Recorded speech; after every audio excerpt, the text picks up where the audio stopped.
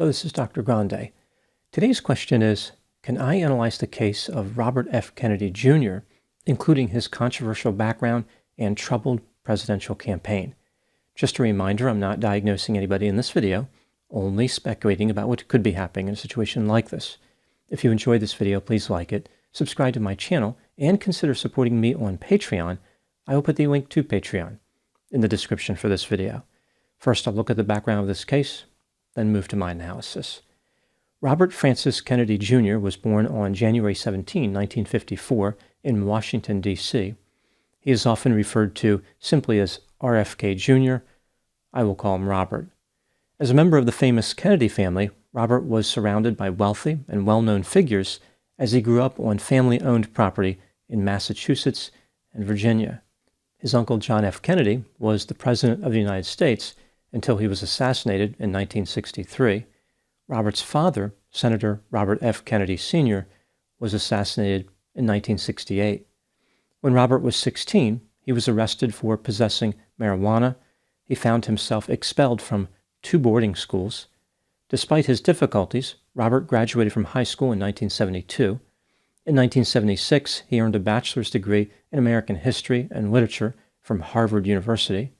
Robert continued his education by graduating from law school in Virginia and later earned a Master of Laws in New York. In 1982, the same year he graduated from law school, Robert found work as an assistant district attorney in Manhattan, New York. In July 1983, he resigned after failing the bar exam. In September of that same year, he was arrested in South Dakota for possessing heroin. Robert had been using heroin since the age of 15, but this arrest brought an end to his use. In 1984, he pleaded guilty to felony possession of heroin and was sentenced to 2 years of probation. Robert started volunteering at an organization that was later called Riverkeeper. He was offered a job as an attorney after passing the bar in New York. With Riverkeeper and with many other organizations, Robert was extremely active in litigation to prevent pollution by the government and private companies. He won several high-profile cases involving contamination and has referred to himself as, quote, arguably the leading environmentalist in the country, unquote. As far as his personal life, Robert married a woman named Emily Black in 1982. They divorced in 1994. This same year, he married a woman named Mary Richardson. They divorced in 2010. On May 16, 2012, Mary brought an end to her own life. She was found hanging from barn rafters. Presumably, she was upset about the end of her marriage. Robert started a relationship with the actress Cheryl Hines, who is best known for being featured in the series Curb Your Enthusiasm. The couple married in 2014. In April 2023, Robert announced he would be running for President of the United States. 6 months later, he indicated that he would be an independent candidate. Through launching his campaign, a lot of attention has been focused on Robert's history of controversy. Now moving to my analysis. Here are my thoughts on a few areas that stood out to me in this case. Item number 1. Some have questioned Robert's ability to think rationally. He has made a number of outrageous claims, which I'll talk about in a moment. Furthermore, he used heroin for 14 years and indicated that he had a brain fog caused by a parasitic worm which had eaten a portion of his brain. Item number 2. According to some of Robert's family members, he engaged in unusual behavior when he was in college.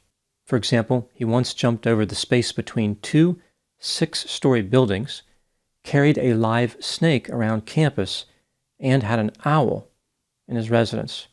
Item number 3. Robert had trouble maintaining boundaries with women. For example, a part-time babysitter claimed that in 1998, Robert groped her and during a separate incident asked her to rub lotion on his back. In 2001, Robert's diary was leaked, in which he had documented sexual encounters with 37 women. He claimed that he had been plagued by lust demons and that women mugged him. He claimed that he was once mugged by 2 women at the same time. Allegedly, Robert has texted photographs of clothing-challenged women to friends. Item number 4. Robert texted an image to a friend which showed him preparing to eat a roasted animal carcass. He told the friend that he would enjoy a Korean restaurant that served dog. Veterinarians who examined the photograph believed it was a dog. However, Robert said it was a goat. He added that he was a very adventurous eater, but he would never eat a human, a monkey, or a dog. Item number 5. Robert believes that the CIA was involved in assassinating his uncle, John F. Kennedy, in 1963. Furthermore, he has doubts about who killed his father, Robert Kennedy Sr., in 1968. A man named Sirhan Sirhan confessed to being the killer, but Robert has proclaimed that he may be innocent. He believes that the real killer is some mysterious, unknown shooter. These are not Robert's only conspiratorial beliefs when it comes to politics. For example, he falsely claimed that when George W. Bush defeated Senator John Kerry in 2004, it was because the Republicans had stolen the election. Item number 6. Robert has endorsed many conspiracy theories regarding vaccines. He falsely claimed that autism is caused by mercury in the MMR vaccine. This belief was based on a discredited article published in 1998, which is still doing damage to this day. A charity operated by Robert promoted anti-vaccine nonsense in the American Samoa Islands. 2 children had died there in 2018 after receiving the MMR vaccine, but it was due to an error made by nurses. They had incorrectly prepared the vaccine and later went to jail. The deaths had nothing to do with the safety of the MMR vaccine formula itself. Perhaps due in part to Robert's anti-vaccine campaign, the Samoan Prime Minister discontinued the use of MMR vaccines.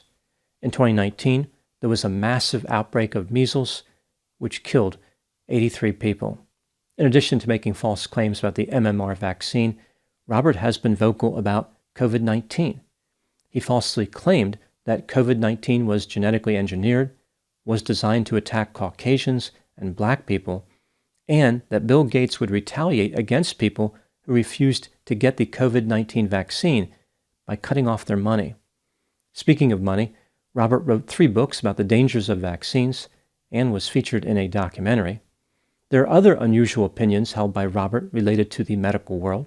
For example, he questioned whether HIV actually caused AIDS and falsely claimed that a medication used to treat AIDS, AZT, caused death.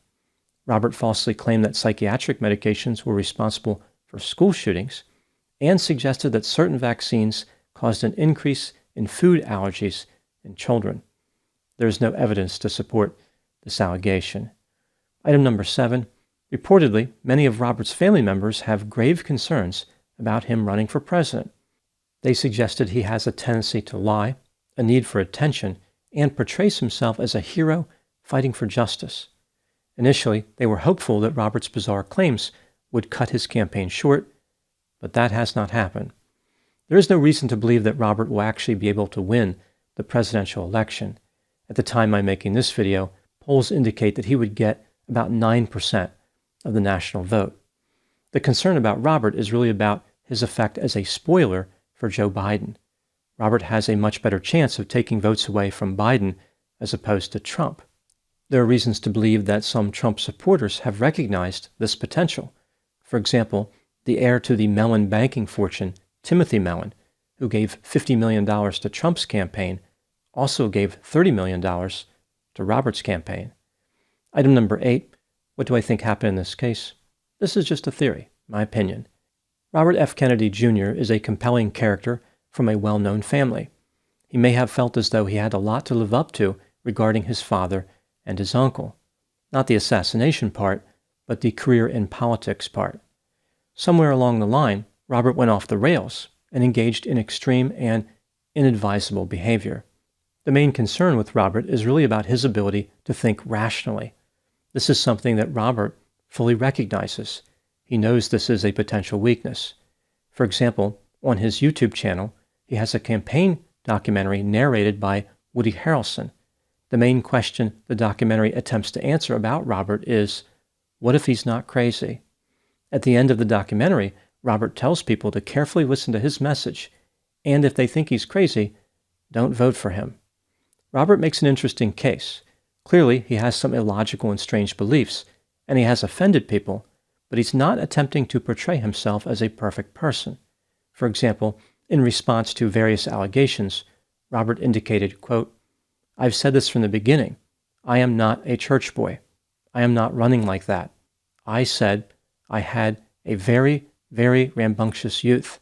I said in my announcement speech that I have so many skeletons in my closet that if they could all vote, I could run for king of the world," unquote.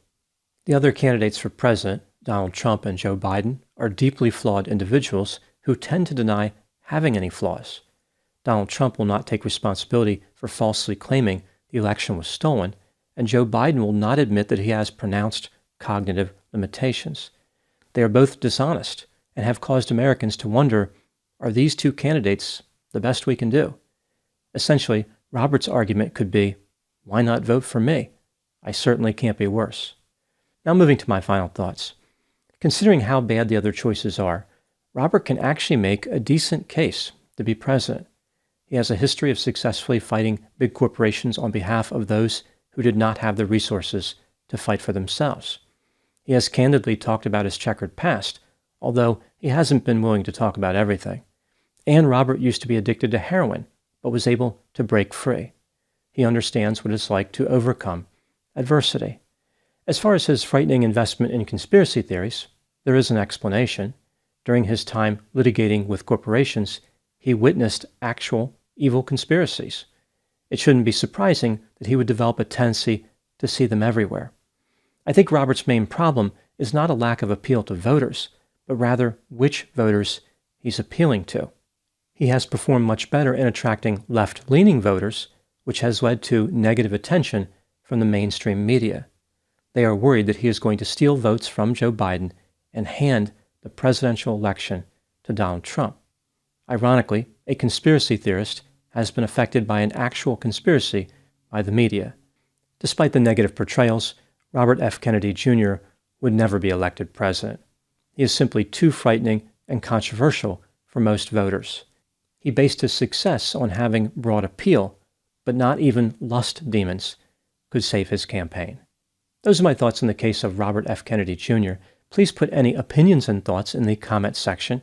They consistently generate an interesting dialogue. As always, I hope you found my analysis of this topic to be informative. Thanks for watching.